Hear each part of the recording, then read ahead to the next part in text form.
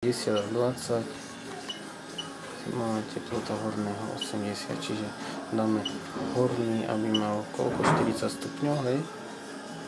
Do 40 chcete? No chcete do 40. Nie, no môžeme kľudne naviac, keď vravíte, že je tak lepšie. Ja neviem, ako to len lepšie, teraz, hej. ja som kvôli tomu, že 40, keď sa tu ešte nič iba sa tu stáva, vieš. Ako ono sa to dá zmeniť. Potom si to nadstavíš, že aby si mal riadnu teplú vodu, vieš. A teplotu dolného, koľko som dal? Vlastne na dolnom povedzme necháme, že 50. Lebo na koľko chcete, akože, ako nastaviť tú akumulačku? Či dáme, že na koľko bude hriať ju? Na 60 a dáme ľadomat, nech ide na menej, aby bude ti dlhšie, ti vydrží, vieš. Že dáme, čo ja viem, 15 stupňov, nech ide do podlahy, budeš mať na 60 nahriatú akumulačku a v podstate celý deň ti nezapne kotol. Hej, no Ono, ako podľa hysterézy sa zapne, keď vychladne, hej. Čiže dáme spodné na 50 stupňov akumulačku. a horné na 60, hej. Čiže on vlastne, v tom si bude merať, hore dá 60 stupňov, dole dá on. A vypne ho len vtedy, keď bude dosiahnuté obidva parametre. Obidva parametre, ak budú dosiahnuté, vtedy vypne. A zapne ho znova, Zapne ho, bude hysteréza. keď hysteréza je 1 až 50 stupňov, hej. Tak koľko dáme, 10 stupňov hysterézu? A čím väčšia je, tým lepšie, nie? Tá hysteréza. No ale aby moc neochladlo, ale keď chcete, že ušetriť, tak môžeme dať aj, síce keď klesne, povedzme, to je podľa horného, hej. Čiže keď klesne teraz z 50 o 20 menej na 30, tak až vtedy zapne. Až keď horné zosníma 30 stupňov, až vtedy zapne vlastne čerpadlo na akumulačku. Rozumieme. No, to je také adekvátne. Necháme 20 stupňov. Nie je lepšie 10 dať? Ale zatiaľ do podlahovky vám len 20 stupňov pôjde. To potom aj tak, keď už budete bývať, to prestaví, hej. Musí prestaviť na inú teplotu. Ja to zvládnem teplotu. to? Samozrejme. Točím ti video opäť. Točíš video? Hej. A tu sú teploty dolného a To je, horného, hej, teplota dolného snímača, teplota horného a hysteréza vlastne. A hysteréza je na obidva rovnaká, hej? Hysteréza... Tá je len od vrchného ti meria. Hej. Iba od vrchného? Od vrchného čidla. No, od vrchného meria hysterézu. Že koľkedy má zapnúť. A minimálna teplota znamená, že pri akej teplote minimálnej kotla, hej, sa má zapnúť to čerpadlo. Minimálnej kotla. No aj tak musí byť, lebo nepretlačí cez ľadomat. No nie, ale ono, aby si pretočilo kotol celý a tak, hej. Čiže a potom začne tlačiť do toho. Čiže ono nemôžeme nechať, aby bolo 57 ľadomat, lebo by otvorilo, dalo tam a vlastne aj tak by... Takže hore sme dali 60 stupňov, takže keď 60, klesne hej. na 40 stupňov, tak sa zopne. O 20 sme dali. Tak. hej? Hej. Hysteréza, tak.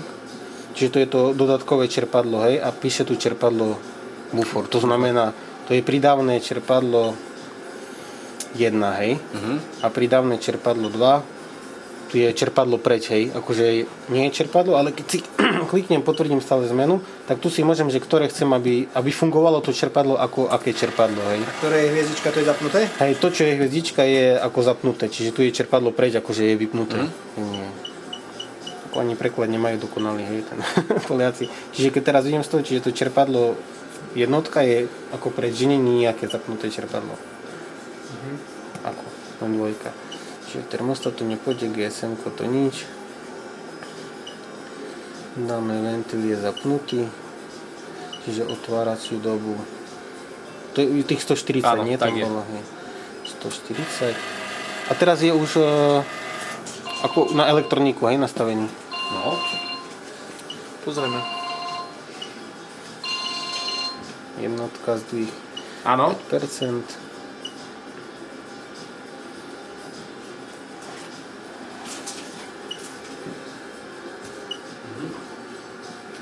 Toto je nič.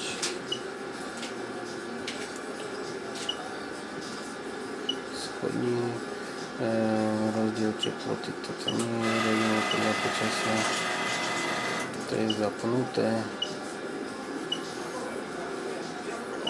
To môže aj režimy 2, ale režimy nebude, lebo tam bude termostat tu nastavovať. Jasne, Dobre.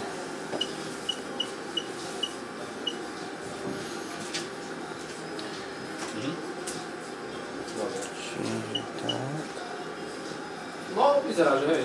Počkaj, ešte na ten ventil.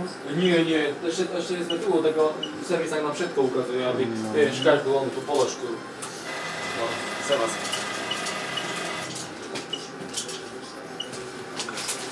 sa má s tými tónnymi.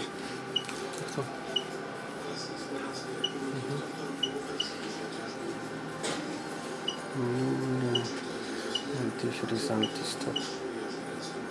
Je zapnutý. 6 stupňov, dobre. Ono aj keby kotol bol to vlastne antifreeze, čo je keby vlastne kotol bol vypnutý, že stačí, že s tým ho vypnem, ako pohotovostný režim, toto tu. Tým pádom on vlastne,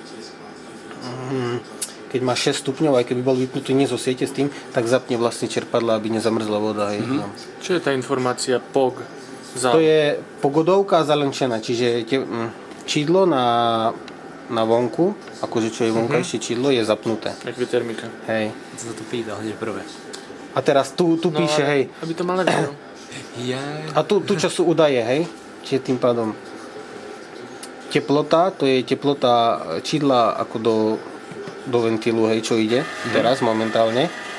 Otvorenie je na 5%, je na minimálne, lebo tam je nastavené menej stupňov, hej. Lebo teraz ručne bol nastavený, čiže a tu B1 znamená, to je bufor, to znamená, že 44 stupňov je vonom. Hore. Je hore. Vonom. V tom. Alebo keď v akumulačke, hej. Ale ten spodnú teplotu nemáme, hej? Nie, spodnú. Nám neukazuje. Nie. Čiže teplota je 33 stupňov, toto je lančené. A nie, to skús, teraz to dáme práca.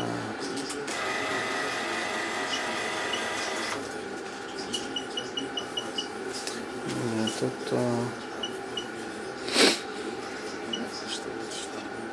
Takže keď tam budeme vidieť, že nás dostane tých 60 stupňov, toľko sme dali nahoru, 60, tak by sa nám mal kvázi vypnúť čerpadlo. A keď sa vám dohreje na tú svoju teplotu, Tak sa vypne kotol. tak sa vypne kotol. Teraz by malo byť TUV, lebo není zapojené, dobre. Ono ho prepne stále, lebo není tam čidlo. Tak vtedy, keď zmením tú teplotu.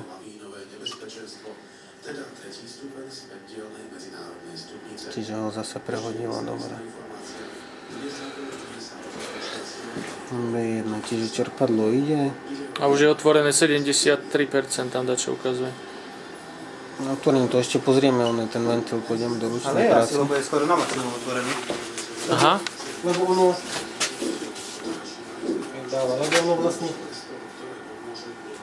ono ho teraz otvára, lebo ono stále, keď povedzme sa vypne, zapne, tak on sa kalibruje, hej, že vlastne otvorí a zatvorí.